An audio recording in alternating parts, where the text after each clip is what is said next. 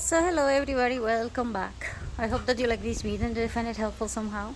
So anyway, grab your coffee and if you wanted to share with me, go at it. Links for that down below. And I have made a lot of videos, but quite frankly I deleted a lot of them and I'm having a lot of issues in terms of uploading a video because we have power outages every day, like rationing, as in every day there are at least 6 hours in which you will not have power and there is no schedule, meaning today it can be at 7 p.m., then you count 6 hours and then the power will return. And sometimes it is 9 hours and sometimes it is 5, but most of the times it is 6.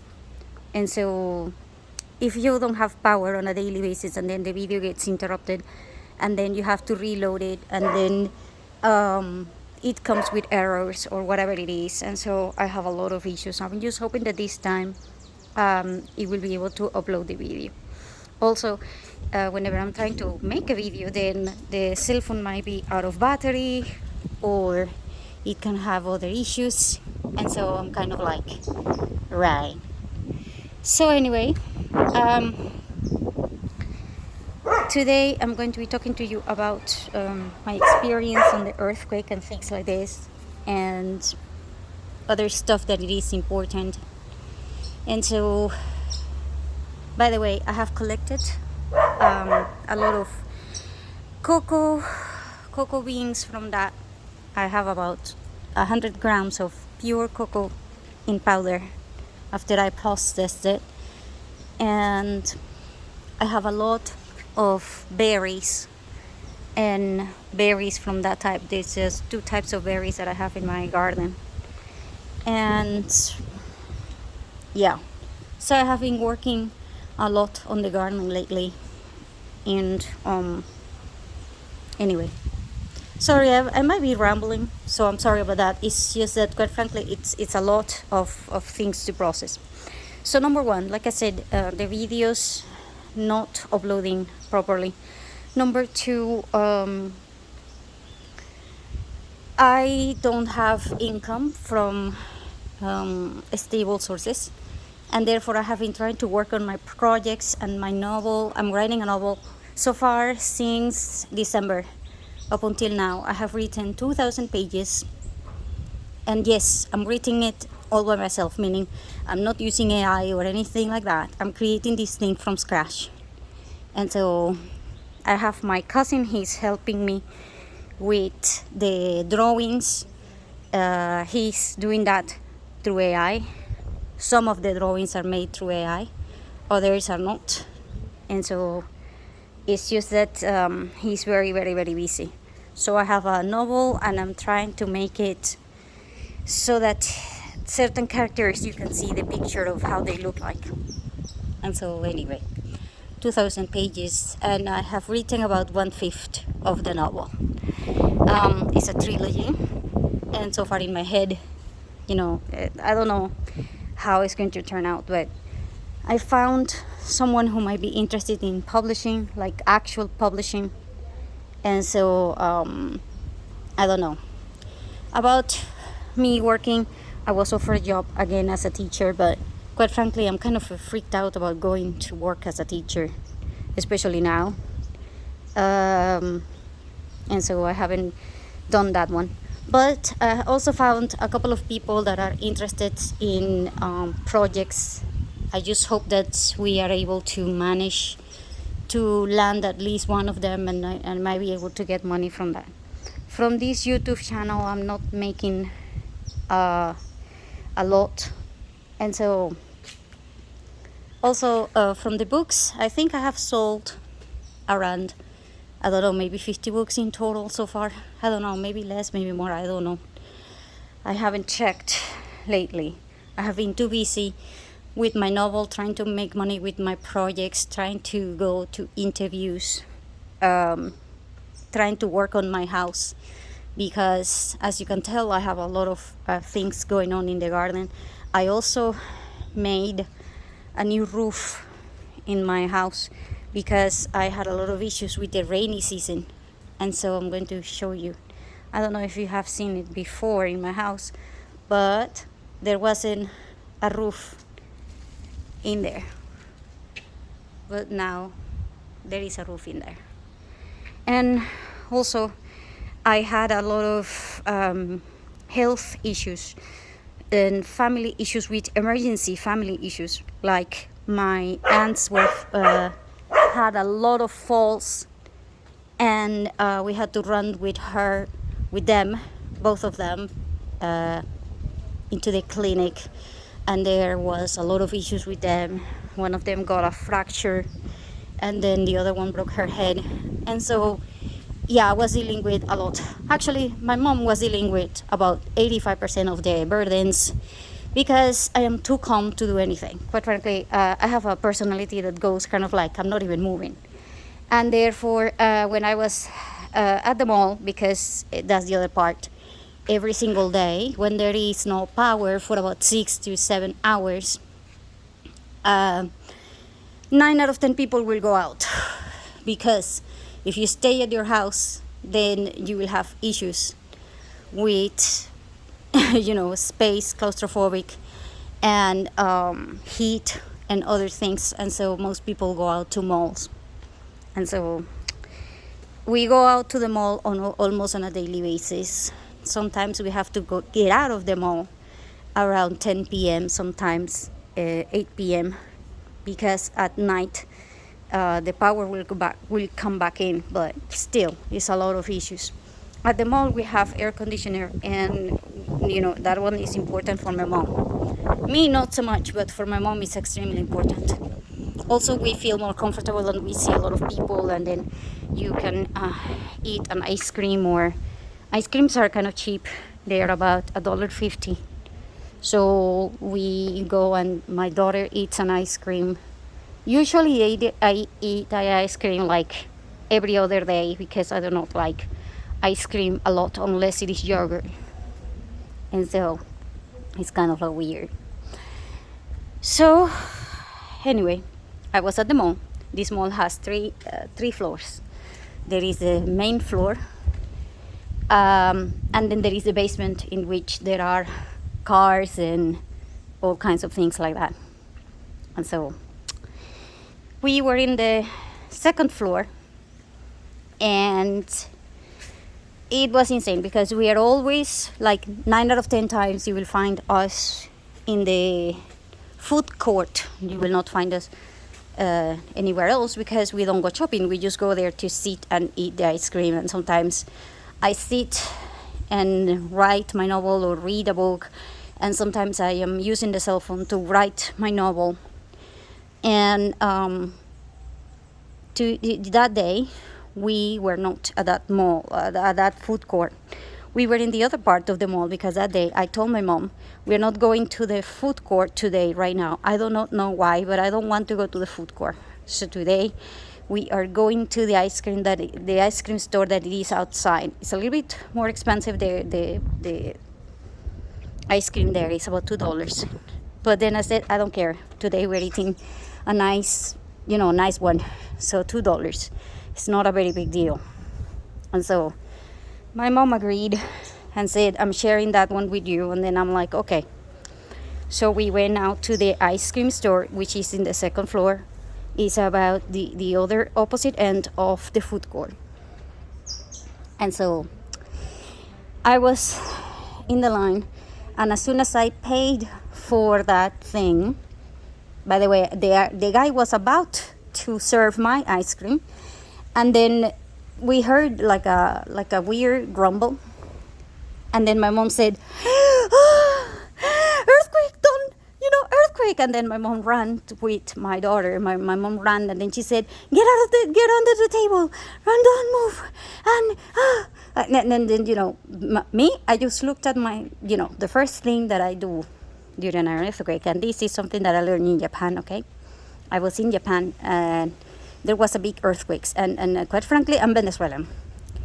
And I'm going to tell you right now, before Chavez, I swear to God, before Chavez, 9 out of 10 people in Venezuela, if you would have asked them, do you know what the biggest natural disaster is, and then we would have all answered, a storm. What the hell?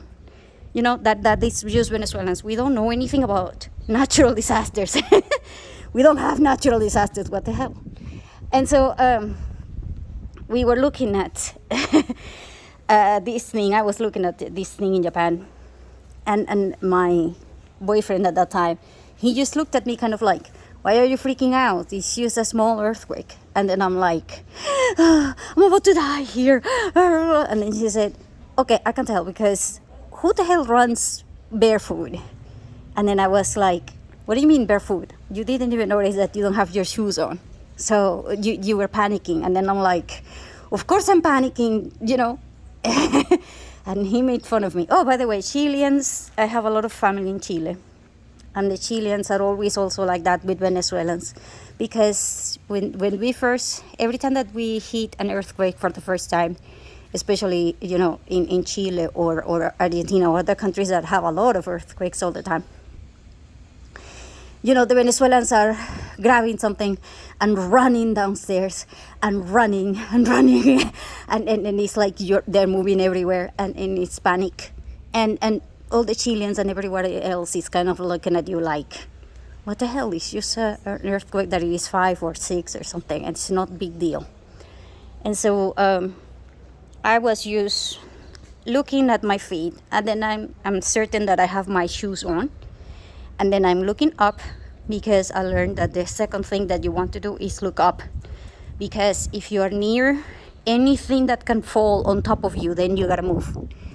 Because the most dangerous things in earthquakes are things that you are going to, you know, bump into, as in your feet.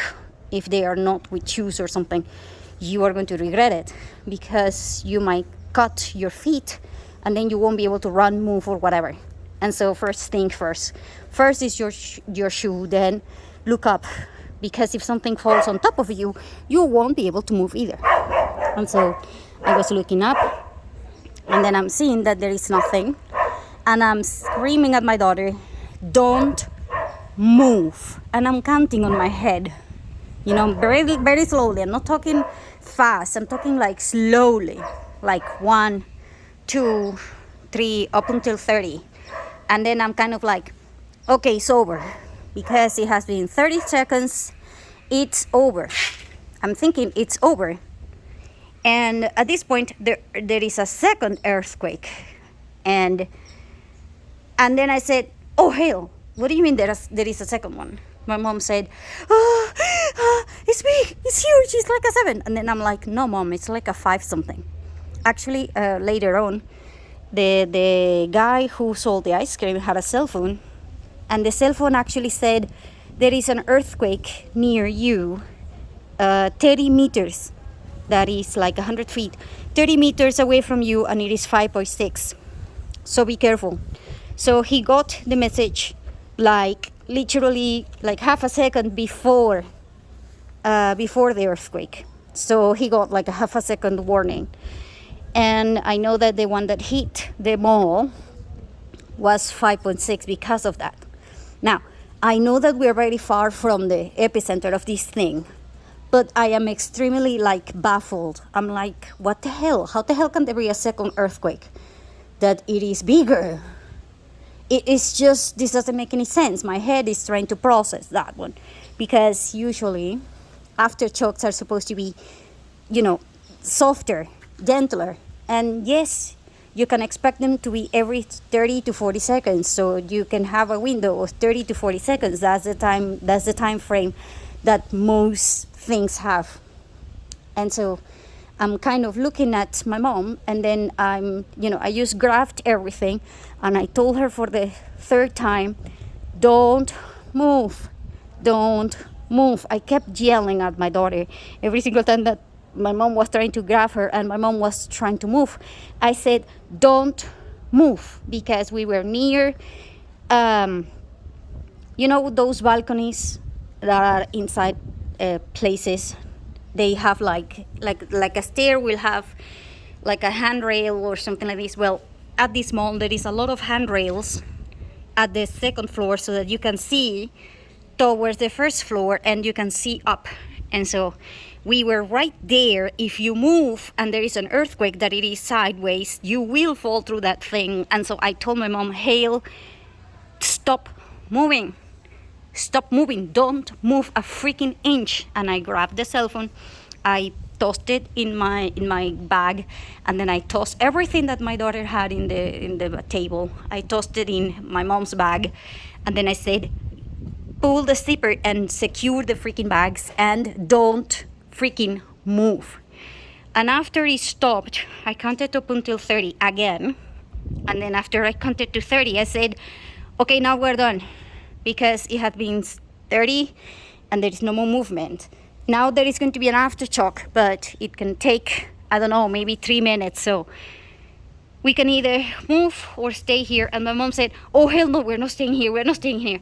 And I said, look, you can count up until 3 minutes and then you will see the aftershock, or you will see people panicking, or you will have a window of 30 minutes, those 3 minutes before anything else happened. And then she said, okay, we're leaving. And then my mom had, oh my God, I swear, my mom almost died. Like she was panicking, and I didn't even move. I was just kind of like, okay, we are fine. We're not, the mall is secured. I looked at everything because I was looking at where is the exit. I was looking at the columns. I swear to God, if you see a column, even, you can see it moving. But if you see one small crack or something like that, then you panic. You see, when there are beams or when there are columns that actually crack a little bit, then you move. At that point, then you jump. If you can fly, fly. If you can teleport, you teleport. If you can, I don't care what the hell you do, but if you see any kind of column damage or any kind of beam support damage, you absolutely need to run, because that thing is going to collapse any second. And so you want to secure your exit. And then my mom said, we can leave. And she was going to run towards the stairs, but there is electrical stairs. And I'm not joking, like 50 people all over running and getting out of the mall through the elevators and getting out of the mall through the electrical stairs. And from the electrical stairs, I'm looking at these people, and then I'm like, that's electrical stair. If it got damaged even a little bit, it will collapse and all of you might die. Trapped into that thing. Not because of the earthquake, but because you are putting weight into that thing. And it is an electrical stair. It's not a stair. And so you're not supposed to be using that. And then I said to everybody, look, Mom, we're not going to the left, we're going to the right, because the stairs, like the manual stairs, is on the right. And then my mom said, okay, we're going. And then I said, Mom, we can walk. And she said, no, we're running.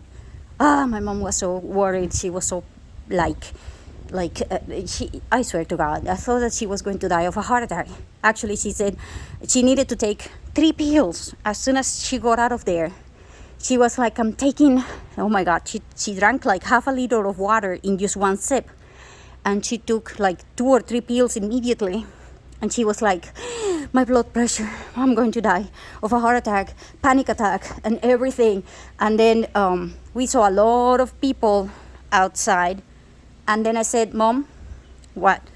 If we are going to walk home, you gotta move fast. And then she said, I can't walk this fast. And then I started jogging. My daughter also started jogging because she was worried about our dog back home. And so we walked kind of slow and at the same time kind of fast. I don't know how to explain it, but we were like fast, slow. Because my mom couldn't move that fast.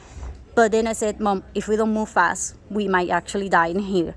Because it is more dangerous to be outside than it is to be in the inside of secure structures. Meaning, if you have a structure that you know for certain that does not have column damage and does not have beam support damage, then you're probably very likely you are safer in there than you are outside.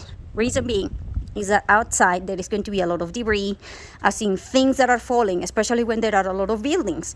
And near the malls, usually there are a lot of buildings. And so if you're going to be outside and there is an earthquake, what do you think happens when the windows start falling and there is, glass that is actually hitting the ground, and you happen to be in it? And so also there are power lines that actually start falling. And so there are power lines that are falling. And yeah, I was just looking at my mom and I said, look, Mom, there are electrical power lines everywhere.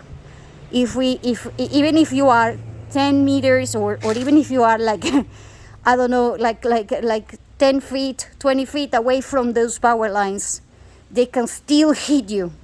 And so, especially if there is water nearby, because there are holes in the ground that are filled with water because of the rainy season. And so, it's too dangerous to be outside. We need to walk fast to get home fast and then be in the garden fast, because in my garden there is only trees, there is no electrical fences, nothing.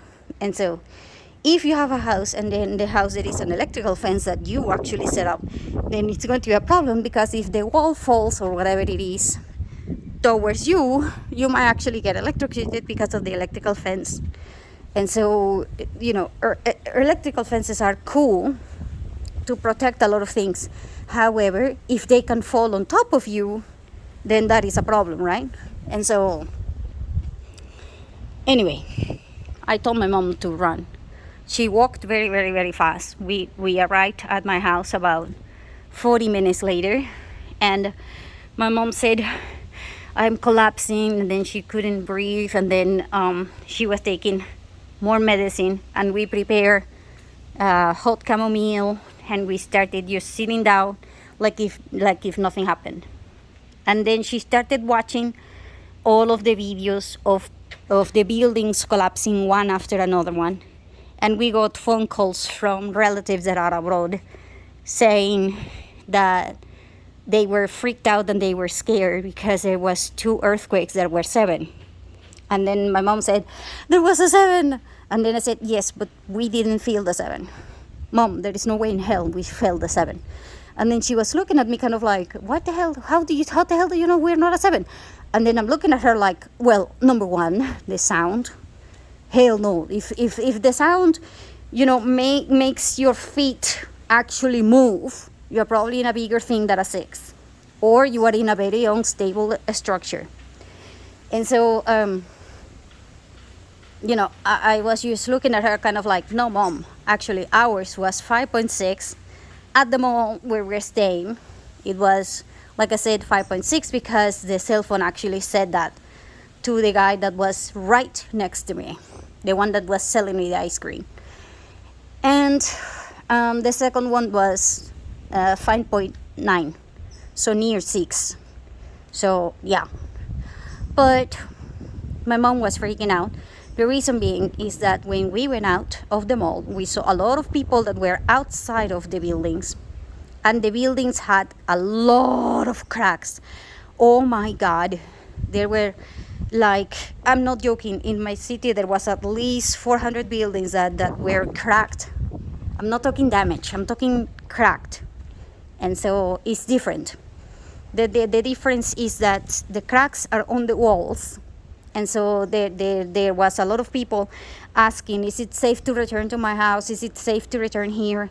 What the hell do I do? And of course we had one friend of my family. She said, I'm going to your house with my dog. I'm going to stay there for the next 3 days because I can't leave, I can't move, and I can't go through the stairs in case that we need evacuation and all of those things. And we said, okay. And so a lot of people will move into houses from apartments. And in my daughter's school group, there was a lot of people that were freaked out because they were in apartments and they were kind of like, mine got damaged, the walls are cracked. And so the engineers had to go and explain that there are different types of cracks. There is diagonal cracks, there is vertical crack, and then there is horizontal crack, and then there is foundational cracks. If you have damages in the walls and things like this, it is dangerous. But it's not going to be like your building is going to collapse. Now, however, if you go into any building at all, and there is cracks, even if it is a small thing like one fingernail in the columns or in the support beams, then oh hell, that thing is going to collapse any second. Reason being, well, the beams support the whole thing together. They stick it together. It's not the walls, it's the support beams. And if you have it in the column, if the columns suffer a little bit of damage, that thing, if it has more pressure on it, it can actually blow up. Like, not blow up like a bomb, but the pressure can actually burst it from the inside out. And so it's insane. That happens a lot when the concrete has a lot of airs or air bubbles or whatever it is. And so you are not supposed to be doing that one, meaning you're not supposed to be there. And so, yeah. So a lot of people were asking, how the hell do I know if I could come back? What the hell do I do? There was also, and also a lot of people do not want to return because of the sensation of them being, on the 10th floor on an earthquake that is shaking everything. And so, also, I'm going to tell you right now, there was a lot of people that did not prepare for anything. We have a lot of preparation here in my house. We have 2 backpacks ready to go. Like, it will help us at least a couple of nights, because you gotta think about nights, not days, nights. As in, it's going to be raining, cold, it's going to be you outside, and you gotta have flashlights and things like this, because you're thinking about spending the day but not spending the night. The night is different. And so we have a couple of backpacks ready to go. And there was a lot of people that did not have that. And so they needed to get out of the buildings that they have. And they have no idea what the hell to pack. They have no idea what they're missing. They are just putting things into a bag and then running. And then, they are wondering whether they can come back or not. And it's going to be a problem if you don't have a list, or you don't even know what the hell did you pack, or you don't even know have anything.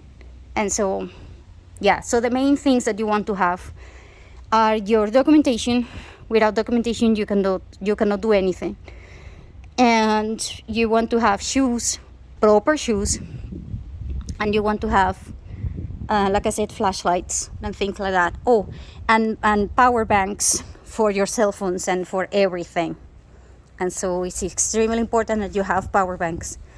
I have a power bank that my best friend gave me, and so we are using that one. We use that one a lot. Thanks for her. And we have one that my brother sent my mom a very long time ago also. So my mom had one, I have one, and we are fine in that aspect. Now, the second part about this thing is have a lot of hot drinks like chamomile and things like that to be relaxed as much as possible. Reason being, well, obviously, number 1, you're going to be very nervous. Number 2, you're going to be freaking out. You're going to be crying. You're going to have to console a lot of people. And they are going to be, opening the doors, running, and not knowing what to do. There is people that is running and they don't even, if you're a woman, they don't even have bras on. And then you are looking at them kind of like, you don't have a bra on, you don't have shoes, you have like a sandal rather than shoes. How the hell are you going to support the night if you don't have shoes, you don't have socks, you don't have, all of these things? That's why if you see that there is no damage in the columns and you have no damage in the support beams, you can count up to 30 and you try to put your shoes on. After that, if you're a woman, make sure that you have a bra on, because not having a bra can also be a problem.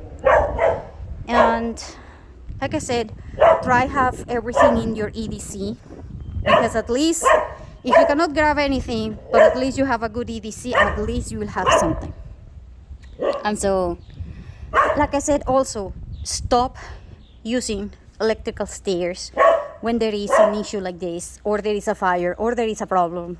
Try breathing and look for the regular, normal stairs. They are usually the opposite end of wherever you are usually using. Meaning, let's say that you're always on the subway, and so you're always taking the electrical stairs that are in the center. No, you don't want to go through everybody's center. You want to go through the stairs that are normal, and they are on your right or it might be on your left. So breathe and look before you decide where to go. Also, if you look, you will be able to tell whether there is a lot of people going to the left or going to the right. If you see a lot of people going to the left, you might need to go to the right, because that way you will not be cramped, especially if you have kids. I have my kid and I have my mom with me. My mom is elderly. If she falls, she can break her hip. My kid is a kid. I don't know what the hell, she's a kid. And so I don't know if she can fall or whatever it is. And I'm tiny, I'm small, and I'm a small woman. Therefore, very bad idea to go into a crowded place. So you try to go, breathe. Actually, we were able to get out of there with no one behind us, no one, that we didn't have a lot of people going through the regular stairs. And after that, we just decided to walk home. There was a lot of people that were just staring into emptiness. I swear they were just like trying to grab their cell phones and crying and just didn't know what to do. And they were kind of like, what do I do now? Do I, it's like they lost focus, they lost everything.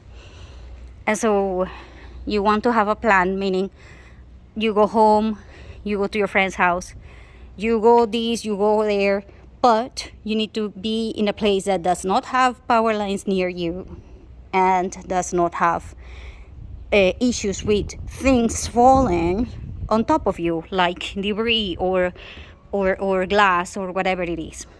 Now, at this point, there is a lot of engineers that are telling people to, if the wall is falling, then take a hammer and try to cut, the outer layer of the wall. Try to break it so that it could falls completely, rather than just standing there. Because if it is standing there and there is an aftershock, then it can break, and you're not in control on when, how, and how fast or how deep this thing is going.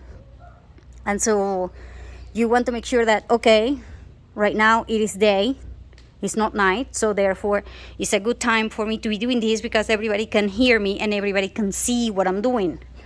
But if you do this at night, or this happens at night, then you don't see these things that can fall on top of you. You also have other issues. And so when there is demolitions, you want to be in control of when they happen, how they happen, and how fast they can happen.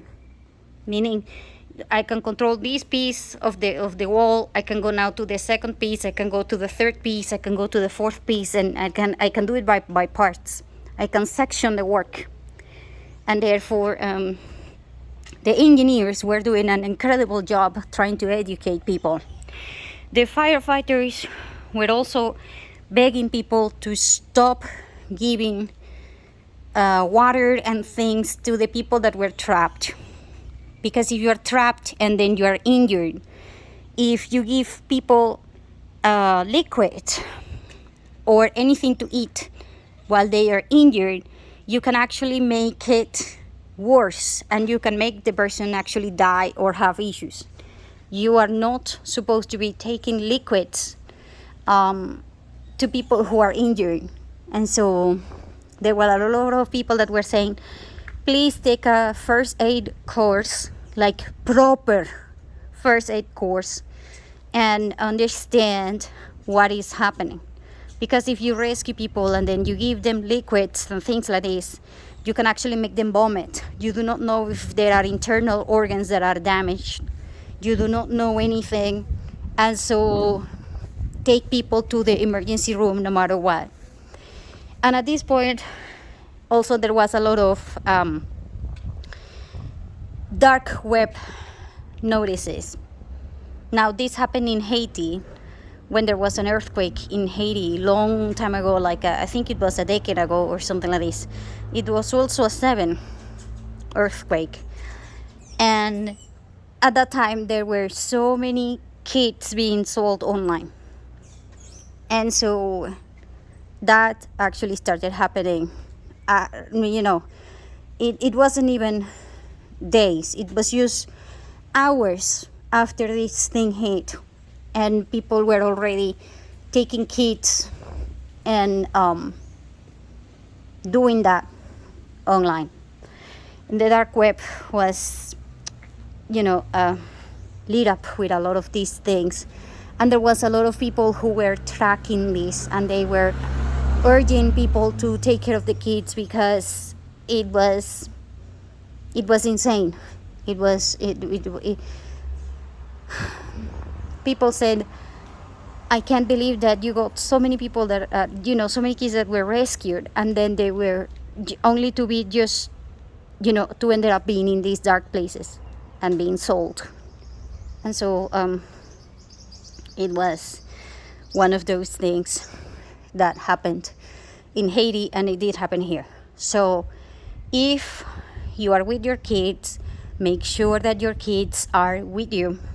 And if you can't find them, you gotta let everybody know immediately where your kid is or what was the clothing, and you gotta try to figure out where is the kid so that they can try to track him or her before anything else.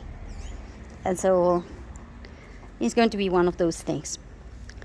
Then there was another problem with the volunteers, because the volunteers did not have enough shovels, enough gloves, and enough of these things. I forgot the name in English, but this one.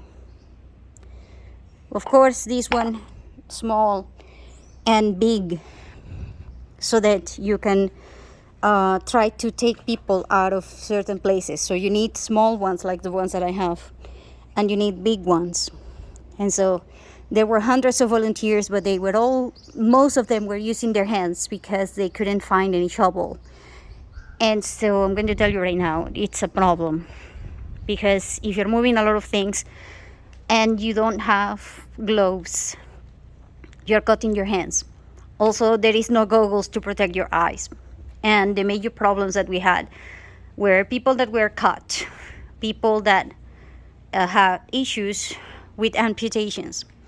The doctors were saying that the amount of people that require amputations, especially young people, it was insane. When you were working, doctors were in the interview saying that the emergency surgeries that they had to perform for amputations was beyond heartbroken. Not, the kids, not so much, because kids are small and they are kind of like rubber to a certain point. And so they were, swollen and all of these things, and they have fractures. But the teens and the adults, the amputations, it was,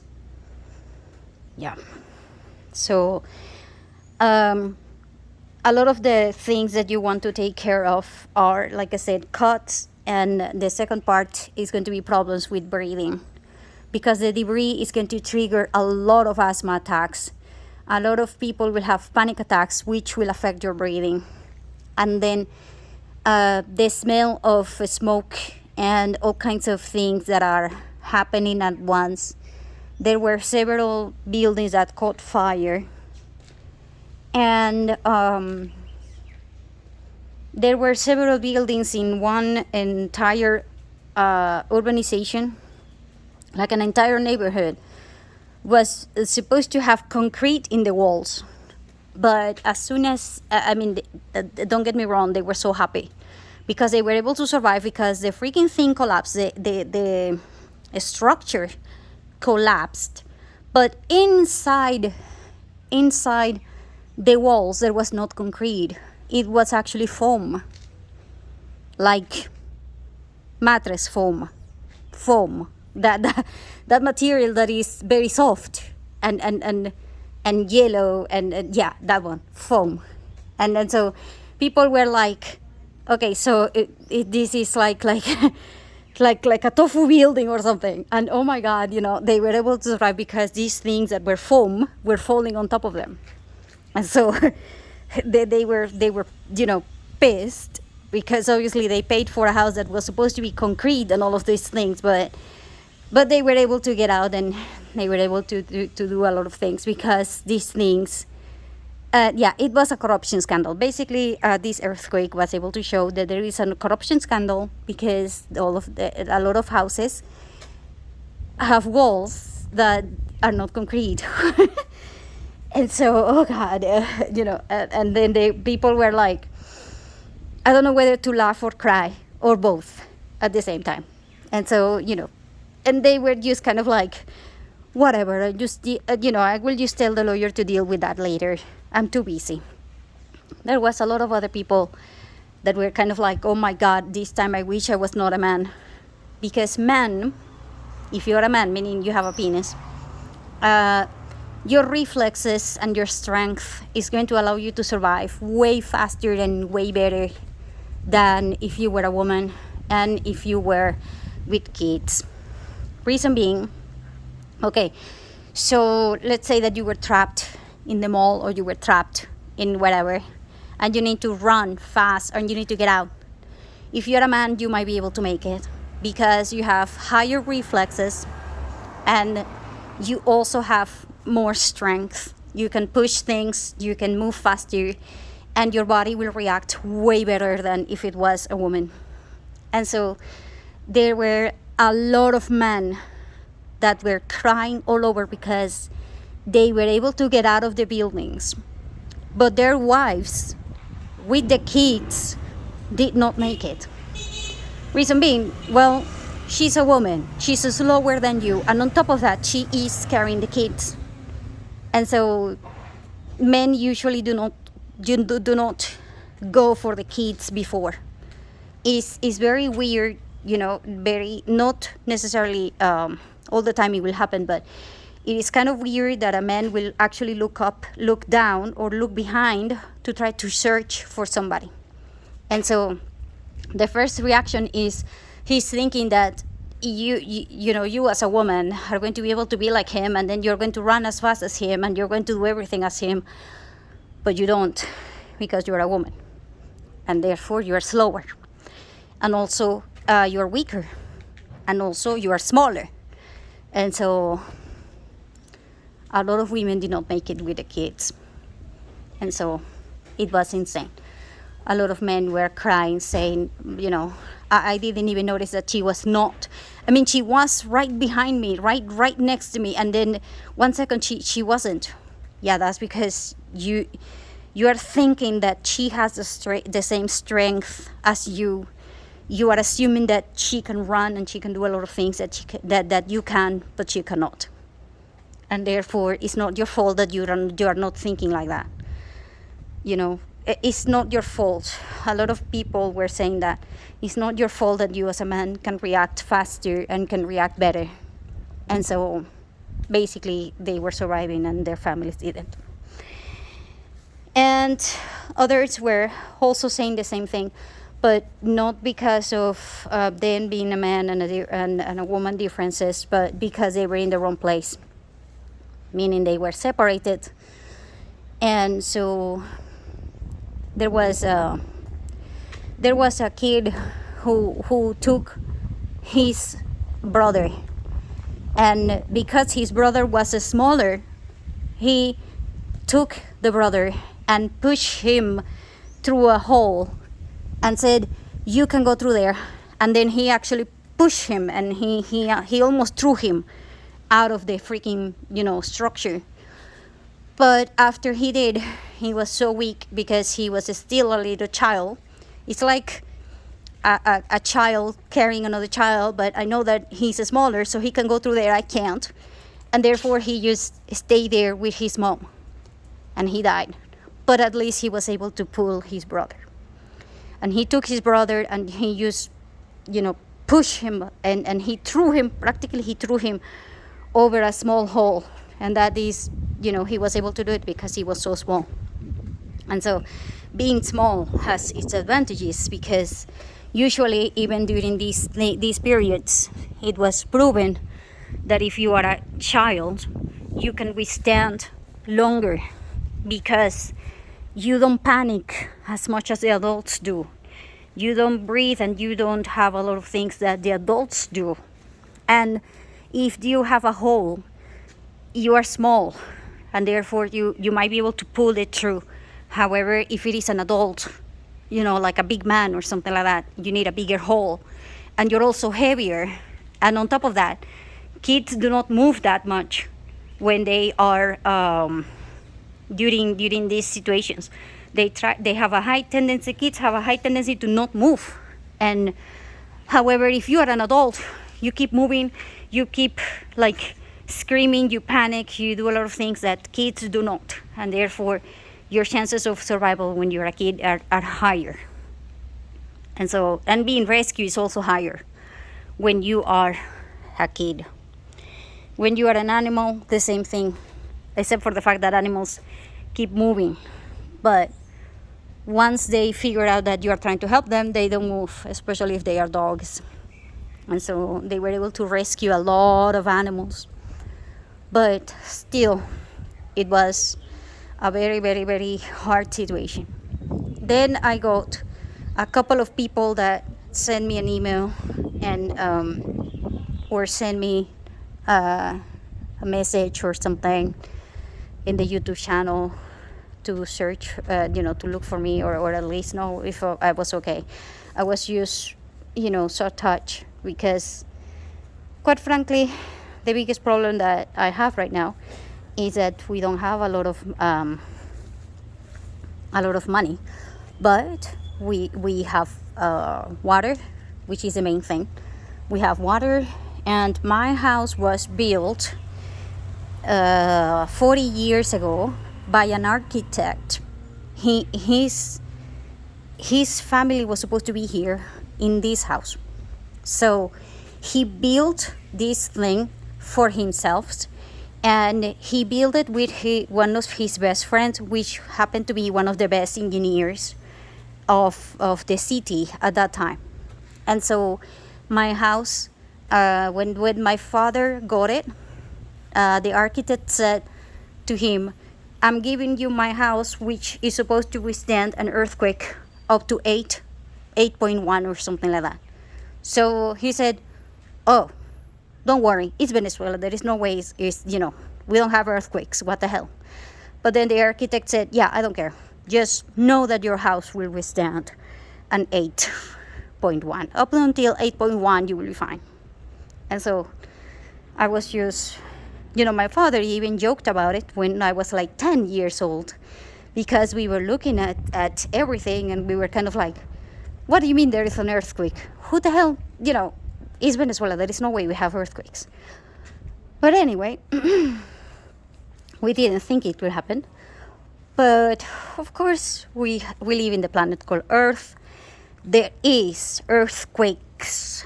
And so, yeah, you're not immune to earthquakes just because you are in a place that doesn't have that kind of shaking.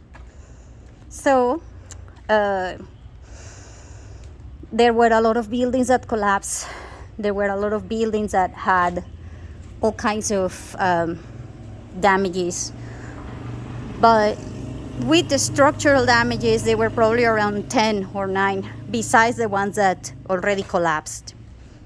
And so there was a lot of collapses everywhere.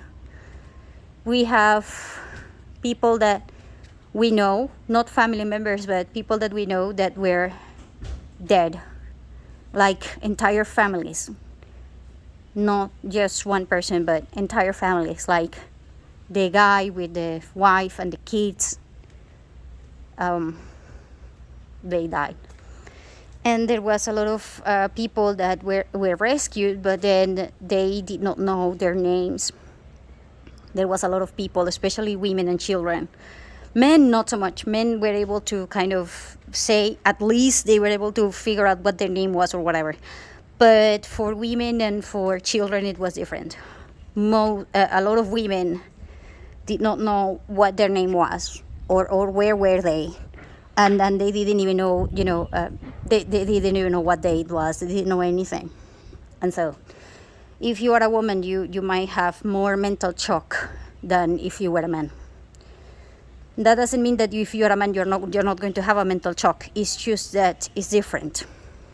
And so at least you will see that more in women and children than you will see in other things. There was a kid who was 5, and he knew his last name, but he didn't know his second last name. And so, but after there was a psychologist, she was able to help him out. And after like 10 tries, he was able to remember exactly his 2 names and his 2 last names. And so we were able to, they were able to finish finding the family because he remembered that. And at this point, I was just thinking a lot about the teachers in the United States that keep saying that the kids that are going to school right now don't know their own names. And so then I was kind of like, right. And then I remember that when I was reading, and I'm talking about 10 years ago, okay, not now, but like 10, 20 years ago, 10 or 20 years ago, I was trying to teach people about learning how to describe your family members and learning how to describe yourself. And people did not know this one. So I'm going to tell you right now, the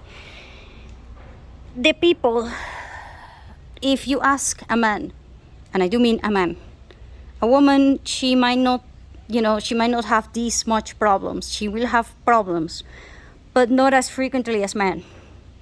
There were men that were trying to describe their families, and they were like, okay, so you have a kid. Yes. How old is she or him? And they were like, I don't know, 10, 11. And then, the police is like, do you know how old? I don't know, 10, 11, 12, I don't know.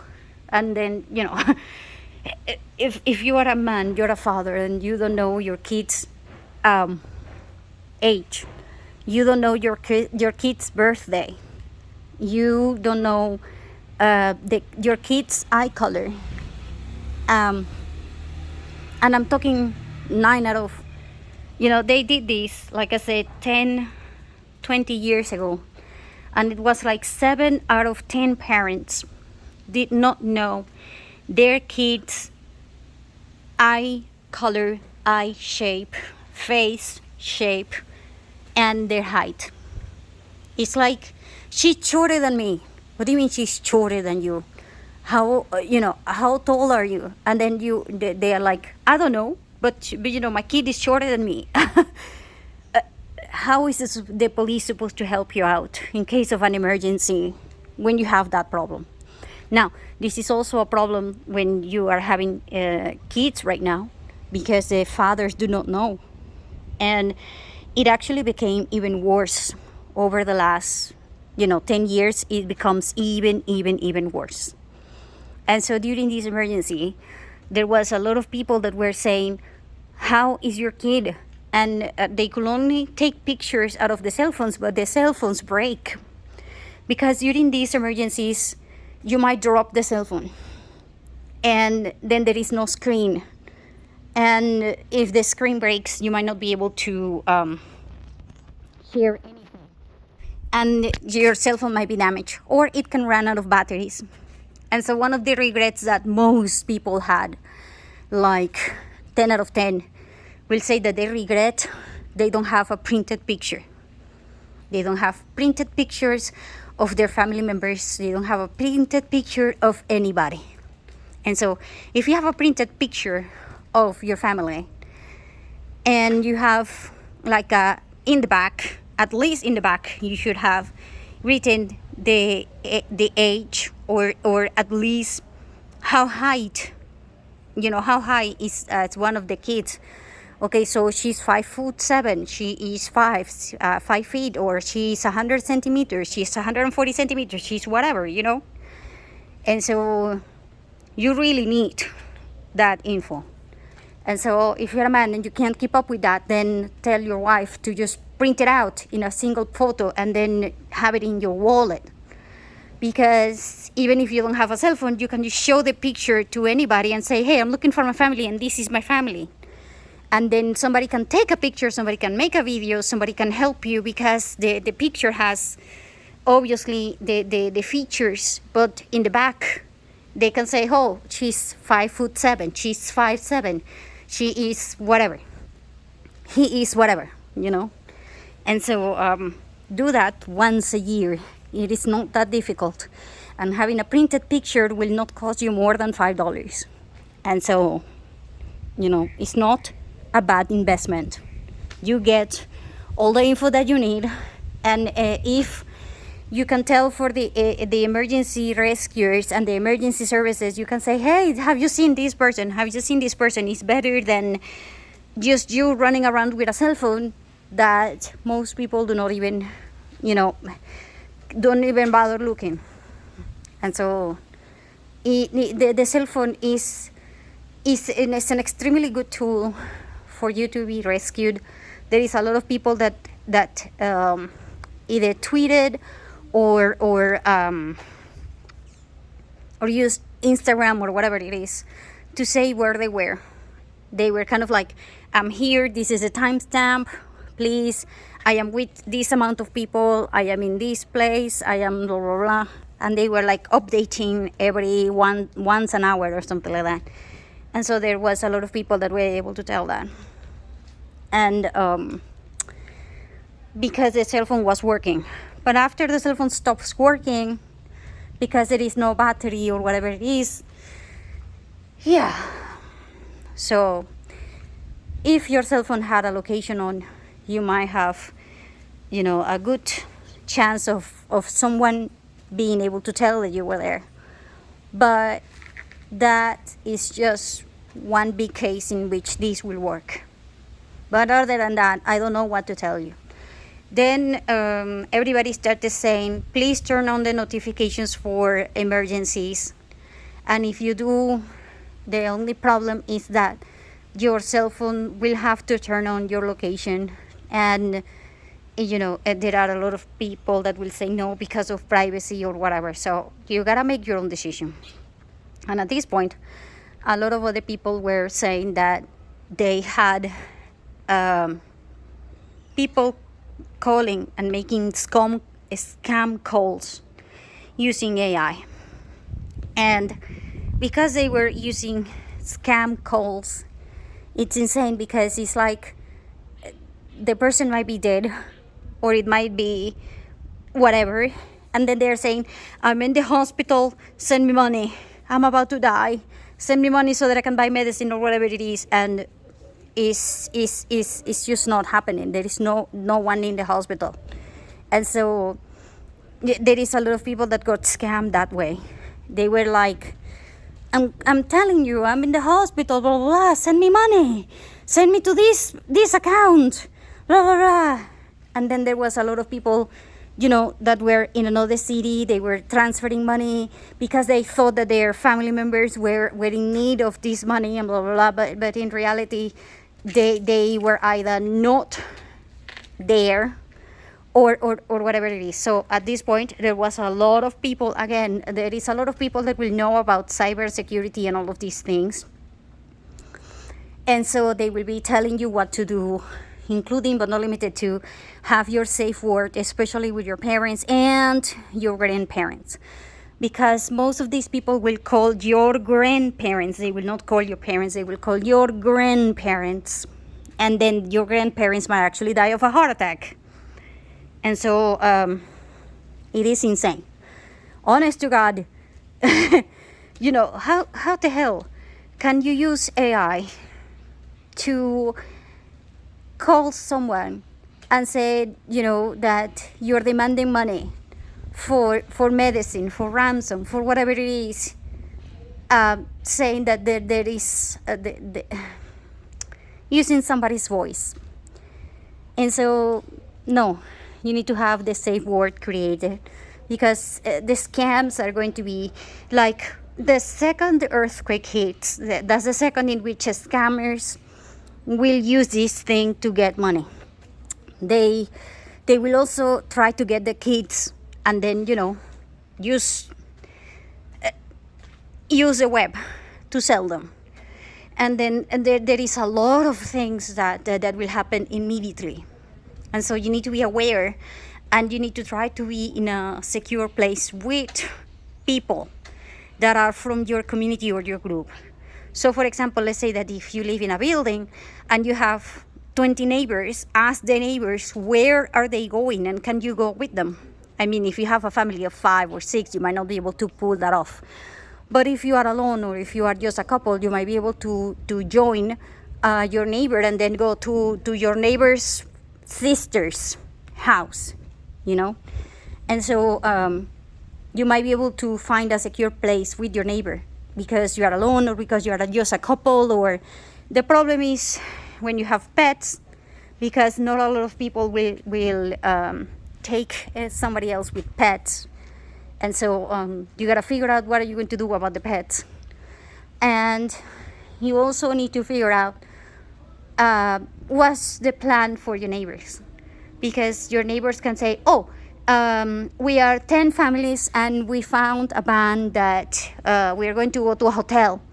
And then you can get a discount because you are booking 10 rooms or 5 rooms in the hotel. You can even share that expense with them and go to a hotel with a secure room because they have a car and you don't, or vice versa.